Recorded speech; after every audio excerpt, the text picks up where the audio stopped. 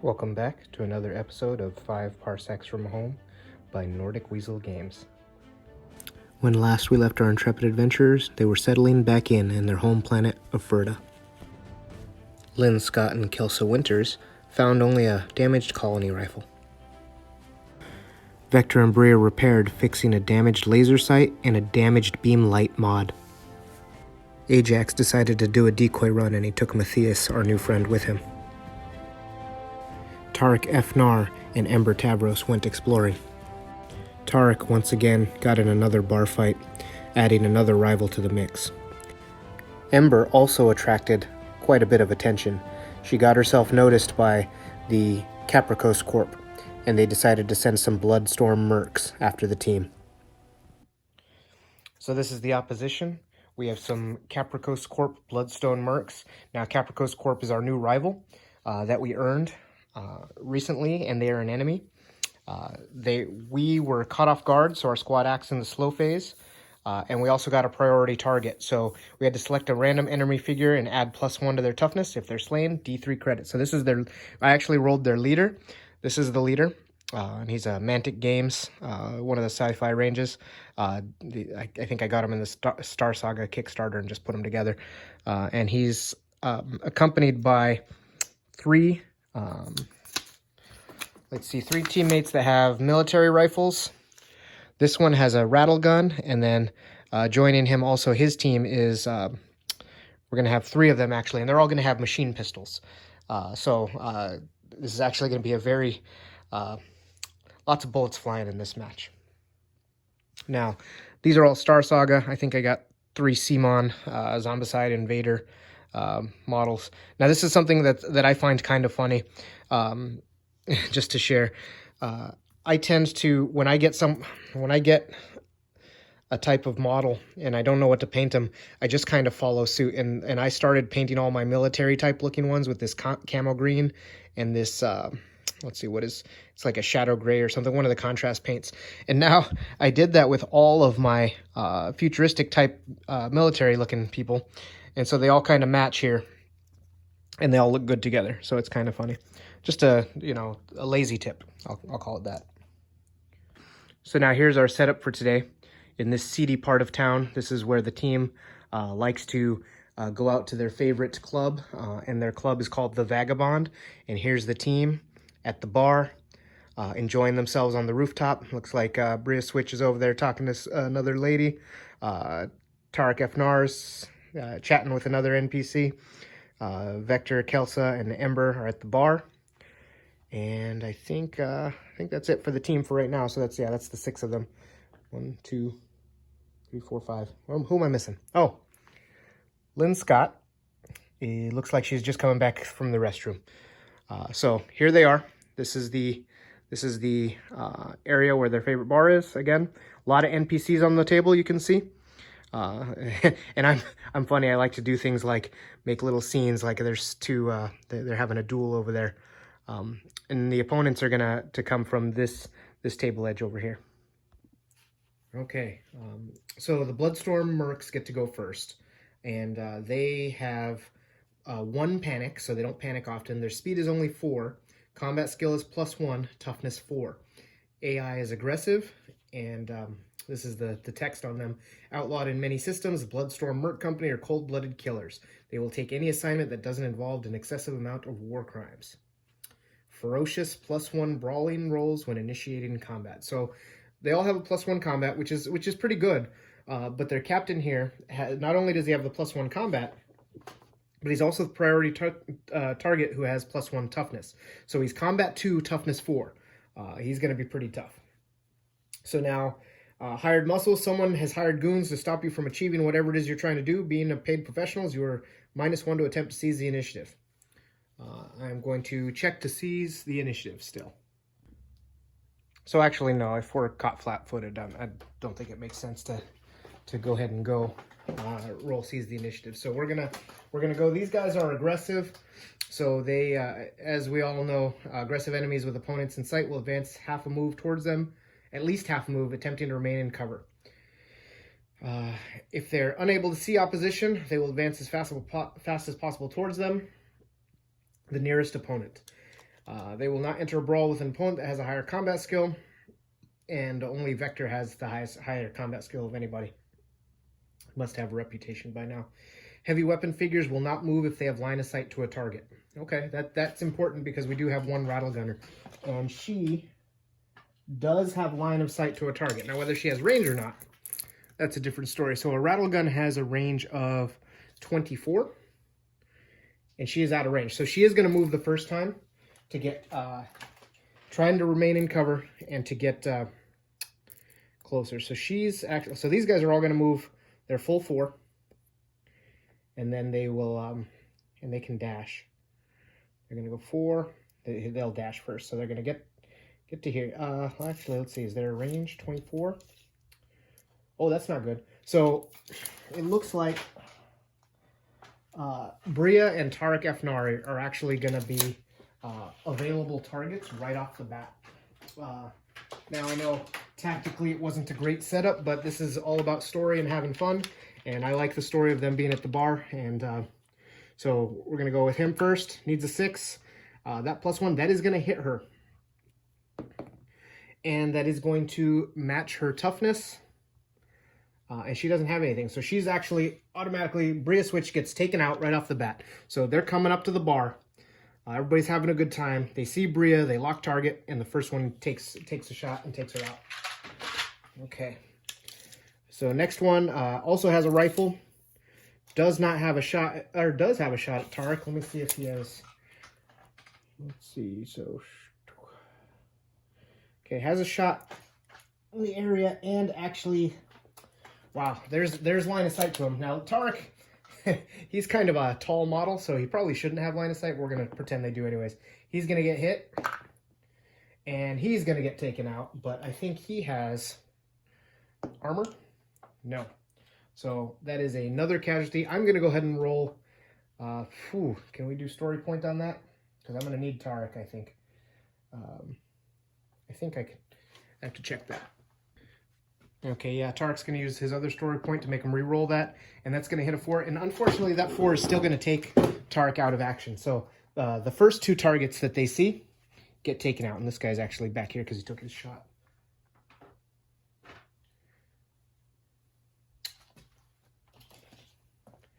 Now, just to make sure that that was actually possible, yeah, they had range to both of them. So that one has range, that one has range.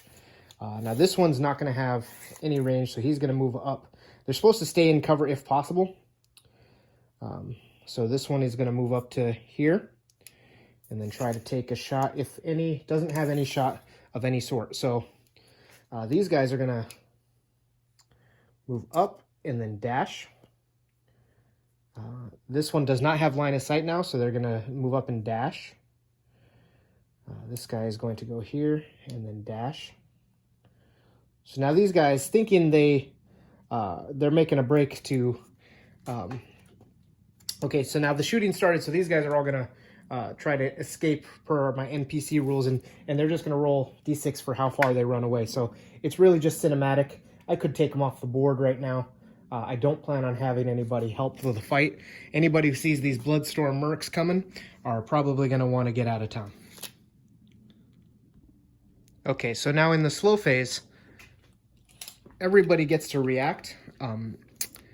They're going to wait it out, and so Ember's going to move to there to hide. Kelsa is also going to... She's going to move over to the left to get out of line of sight. And so is Vector. And he's going to come right back here to get line of sight. Now, Lynn Scott is not having it. So now this is an unfortunate situation. And all these NPCs are obviously, they're booking it off the board. So they're going to go this way. He's going this way. This lady is going to, she's probably going to like drag Bria Switch down into the server hallway there. These 2 are going to book it, trying to get out of dodge also. Bartender is out of here. He's down here off the table too. So there's a lot of chaos and confusion, and the bullets start flying immediately. But what happens, you know, when you're at a rooftop bar, I guess they got a little too comfortable, because when there's long range weaponry and they can see you from that far, I mean, it's likely you're going to get shot. So that's that was unfortunate, but it is what it is. Now our heavy hitters are going to, with their very short range weaponry, are going to have their work cut out for them. This NPC is going to skate down here. Love that NPC. Okay, so now Lynn Scott is going to move up to here. She has movement of 6, so she can actually get to here and get line of sight on pretty much everybody. Now she's going to take a shot at this one right here with her grenade launcher. So she's going to, it's not a grenade launcher, excuse me. She has a shell gun, which is heavy area. So she has actually 2 shots. And it's heavy and it's area. So she's going to take the first shot. She's going to pump out a grenade right at her. And that's going to hit her. And it's going to take her out. So the first one is just going to get taken out. And they actually don't have any armor, so that's good. And she just took out the rattle gunner. Now everybody here gets a chance to get hit also. That one's going to get hit. This one's going to get hit. Oh, I'm rolling high today. And she's going to get hit. So all 3 of them are going to get hit. And now we're going to roll to wound. Now, again, they have a toughness 4. So she goes, 5's going to get her. This guy, not going to get him. So he's going to be stunned.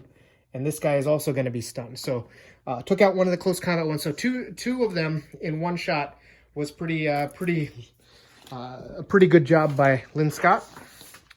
And we're going to have 2 stun tokens, and they will have to move back 1 inch. So blasted into the car here, and they each have a stun token. Now, Lynn's going to have to hold them off, unfortunately, because she's the only one with long-range guns, and she has some pretty powerful weaponry.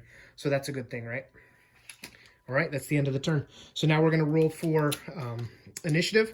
There's only 4 teammates now, and so I gotta see how I do. Okay, I got all high dice, so I have 0. I'm going in the slow phase again, so that's unfortunate. And unfortunately, because Lynn put herself out there, she's probably gonna be the target of everything. Now, before we move on, I actually realized that rattle gun it's not the rattle gun. The shell gun is actually heavy 2. So she gets another shot. And she sees, it's got to be someone that was within 3 inches there, so she's going to shoot at this guy. Now, he's in cover. Actually, she's going to shoot at this other guy. He's no longer in cover, or he's not in cover, and she's going to miss. So that was anticlimactic, and the dice always know. Now, in the last turn, she killed 2 people, so they got to check for panic on 1s. Ooh, and I rolled 1-1. So actually, that guy who is closest to the table edge is a little shell-shocked, and he's going to run off the table. So this guy is removed. So Lynn Scott just accounted for 3 of them. Bloodstorm Mercs, not bad. Okay, so it is, once again, the enemy phase. This gentleman will remove his stun, and does not look like he has a shot at Lynn Scott. This piece of terrain here is blocking his line of sight. So since he doesn't, he's going to move his full distance, 6 inches, to try to get closer to enter into brawl. So he's moving up. This guy does have a shot and is going to aim and take that shot. So he needs a 5 or 6 to hit Lynn Scott. And that's going to be a 4, so that's good. Now these guys, they don't have range, but they are, and so they're going to move up at least their full, let's see, their range is, well, let's see, what kind of weapon do they have? They have machine pistols, so that's an 8-inch range. So they're going to have to get up to this piece to even get a chance at attacking. So he's going to move up to cover, so he's going to run up to this car. He is also going to run up to that car. So we still have the 2 close combat guys here. We have, oh, you know, he has to actually move up to half his range, stay in cover if possible. So he actually would have moved to 2 inches to there. So that way he still would have cover while shooting through her. So he's kind of using the angles of this billboard and this to keep cover from her. So he's taking a shot as he's moving. And so we have our 2 ranged people and the close combat guys. Odds are fairly even, though. It looks like it's now a 4-on-4, 2 long range versus 1 long range. And quite frankly, Lynn Scott's pretty OP with that thing right now. Okay, so realizing they need to get closer, Ember is going to use for her, she has a movement of 5, and so she's going to take a dash action. So she's going to move 5 to here, and then 2 more to here. So she may be closest, but hard to see for them. So she's going to kind of try to get a strategically better position. Now, Kelsa also is going to move. She's going to strategically move to here. And so that way she can't be seen by any of the long-range guys, or at least she isn't up front with the long-range guys. And nobody has any heavy weapons, so she can move right there and still be fine. So Vector's going to take her lead there and move up to here, keeping himself... he's actually going to stand out front to try to take some shots away, because he has a higher toughness than most, and he has that combat armor. So it may be a risky gamble, but he would do that for his teammates. Now, Lynn Scott is the last person again, so she's going to take the aim action now, and then she's going to take a let's see. She's going to shoot this guy with the first air grenade, and that's going to roll a 6, so that's going to be a hit. So he's going to be hit, and then he is not going to be wounded. He is going to take a stun. Now the other guy, I got to see if he gets hit. He also gets hit. Let's see if he gets taken out.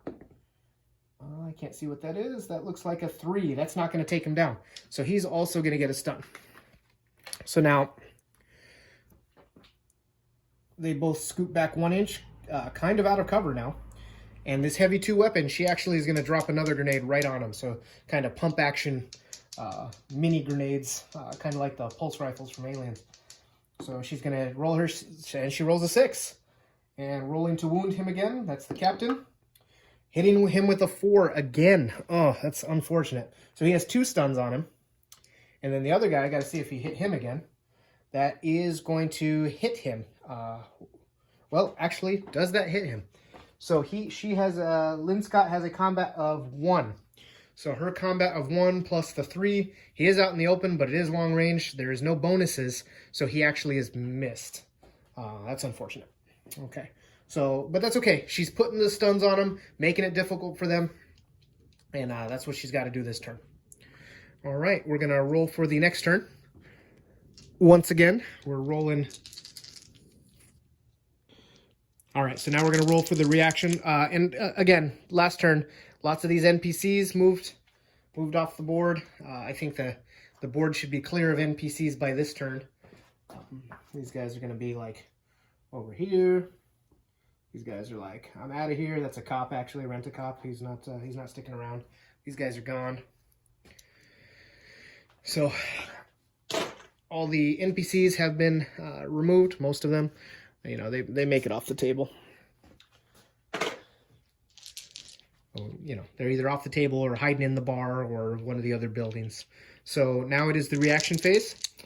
We did not lose any of the enemy this turn. So there was no panic rolls, and now we're going to roll reaction. Okay, I got a 1, a 3, and a 3. So the 1 means anybody can go. And I would like to get Ember and Vector and Kelsa into better positions with their pistols, but it does not make sense when I could use Lynn Scott to go first to continuously... you know what? She's done using her shell gun, so she's going to do the panic fire. So I get to add 2 extra shots. So I'm going to do 4 grenade shots here. So she's going to panic fire, unload all of her grenades, and I'm I'm so mean. So the first 2 are going to go right on that guy. I'm going to roll them both. They're both going to hit. No, one's going to hit, one's going to miss. Let's see what happens to him. That rolls that 6. So she gets this guy, gets the bounty. He's out. And then this guy, he just got, you know what, I'm going to roll. He has to check to see if he's hit. He is hit with a 4. So that will be a casualty check. A 6, he's gone. All right, so these Bloodstorm Mercs, they were very scary on the first turn. But it looks like, oh, okay, so she has 2 more shots to panic fire, and she doesn't have anybody she can shoot them at. So she just unloaded all of her shells and to take those 2 out. And that was I mean, this car is probably gone too. There's going to be some insurance claims going on here next turn. Okay, so there's two of these opponents left that have to go in the enemy turn. Now this guy will he will go up here to here. So he climbs, and he actually, unfortunately, he opened up a really nice shot to Ember, and he's not within 6, but he still has his military rifle, so it's still 1 shot. And that's going to hit her. And a 3 is not going to take her out, I believe. Okay, so she does have an armor save because since Ajax was depressed and was not able to fight in this battle, he actually lent her his frag vest. So she's going to get a 6. I'm going to use a story point to give her a second, a double roll, right? So I need a 6 on one of these 2 dice. And there it is, right? So she saves. She still takes a stun, moves back 1. That was a good use of a story point. She moves back there, and then this guy, he can't get a real nice shot, so he's going to move up to at least have to get cover if he can. Yeah, okay. He's going to go there, and it looks like the closest target... Ooh, that's actually really difficult to see. So he's 12 to her. 12, so that's an even shot. You know, I always like to... Like I said, with Kingdom Death, the rule is you go against whatever's worse. He would go after the one that his teammate shot already, so Ember's going to get another shot at her. And that's a 5. Let's see, it's a 4 plus 1 is 5, so that's going to be a miss. Good. Okay. So they are done, and now it is the enemy's turn, or the team's turn. Now, Ember, she has her still needs to go token. Unfortunately, it looks like, yes. So she has a stun token. So she either has to shoot or move. And since she can't shoot because she has a machine pistol, she's going to actually... 1, 2, 3, 4, 5, 6. So dive behind cover here. So she runs up to get better position for next turn. And then Ember, or Kelsa, is going to move 1, 2, 3, 4, 5. I believe that is her movement. Kelsa Winters has a speed of 5. Okay, yeah, so she moves to there, and then she is just in range for her hand cannon. Now, Kelsa has a combat of 1. So this is going to be a 6, a 5. So Kelsa needs a 5 to hit. And there's that 5. Look at that. And now she's going to roll the wound. Now, she has a hand cannon. Okay, so a hand cannon is plus 2 damage. Toughness 4, she needs a 2 or better. And she gets the 2, so that's going to take this guy out. Blasts him right off the ledge and onto the floor. Very cinematic.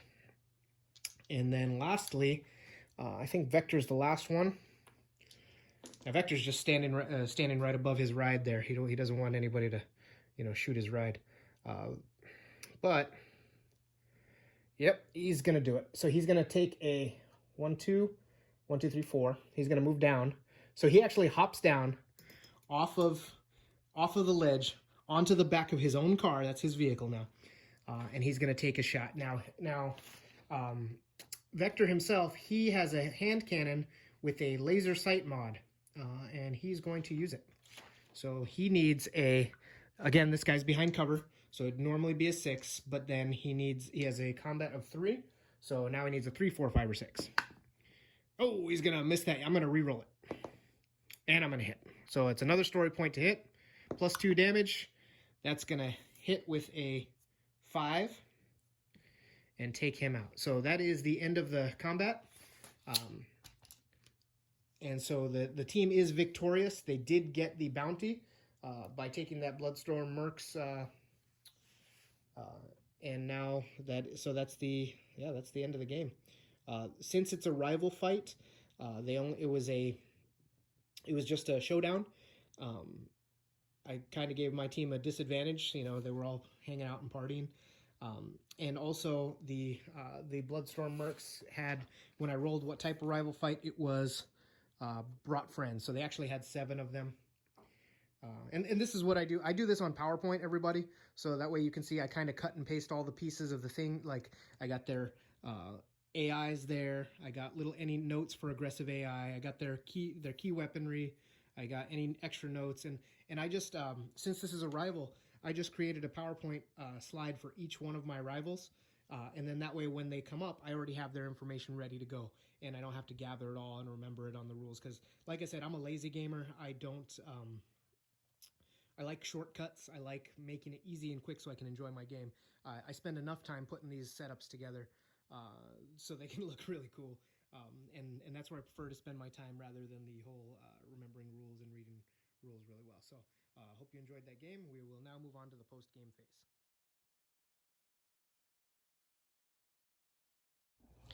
Okay, first things first, resolve rival status. I rolled a 4.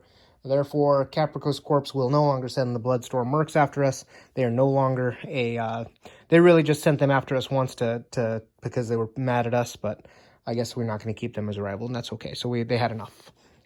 Maybe they sent their toughest mercs after we stormed their facility, and they're like, we can't afford to continue to pay mercs like this because they're very costly, and now they're all dead. All right. So resolve patron status. I did not do a patron mission because this was a rival mission. Quest progress. This is not Ajax's quest because we got attacked by the rival. Get paid. D6 credits. You still get paid. In loot, bounty, or salvage. So I just got 5 credits plus the D3 credits. Oh. Plus 3. So that's 8 credits for these guys. So these guys were worth a lot for us. Let's see. Oh, rival missions do not award any bonus for winning. So, yeah, I still only get the 8. I don't get any bonus.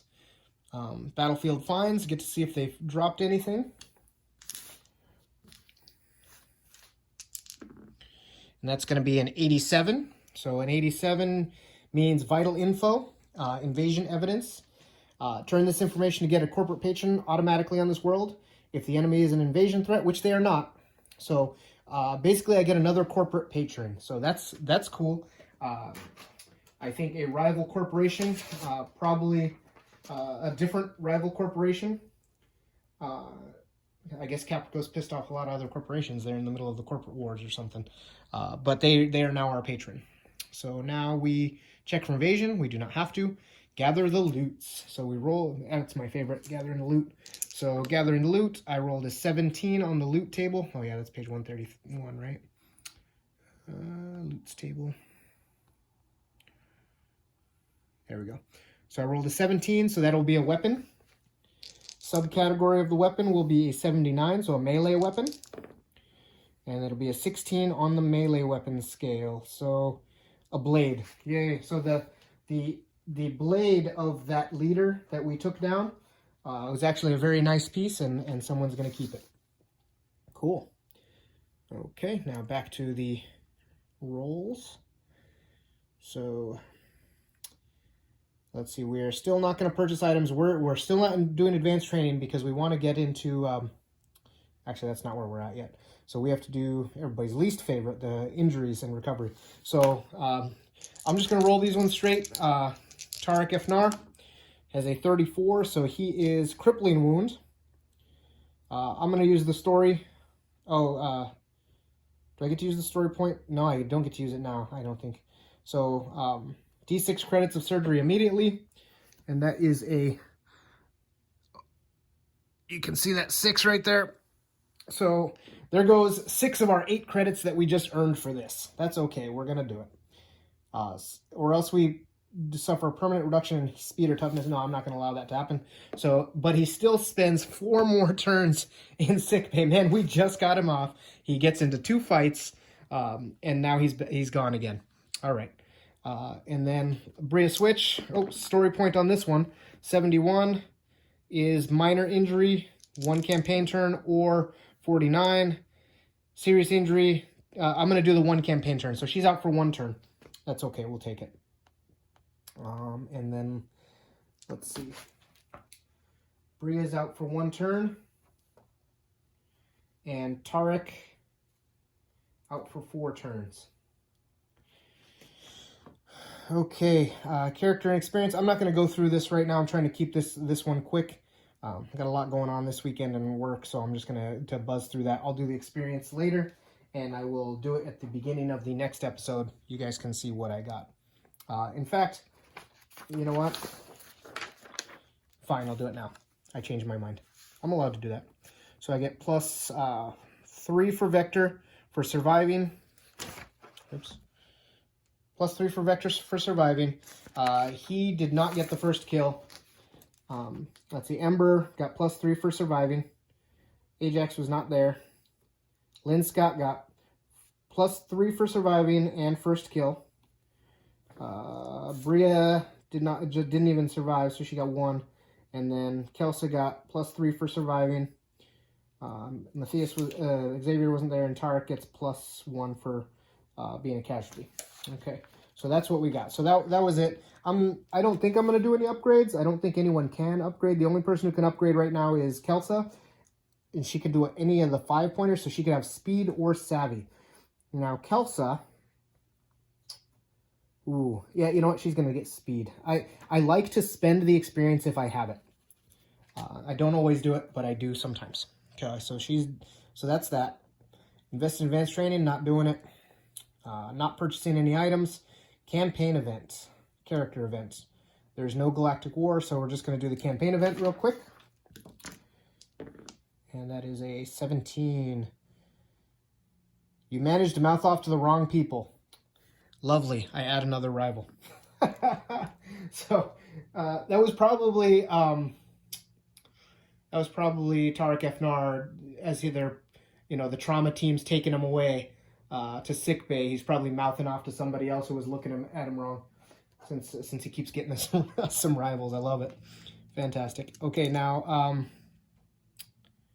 character events. Let's see who it is.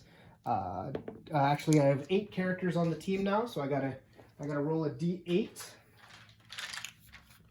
8 characters on the team, and we're just gonna go down the list. So 2. Now that is Ember.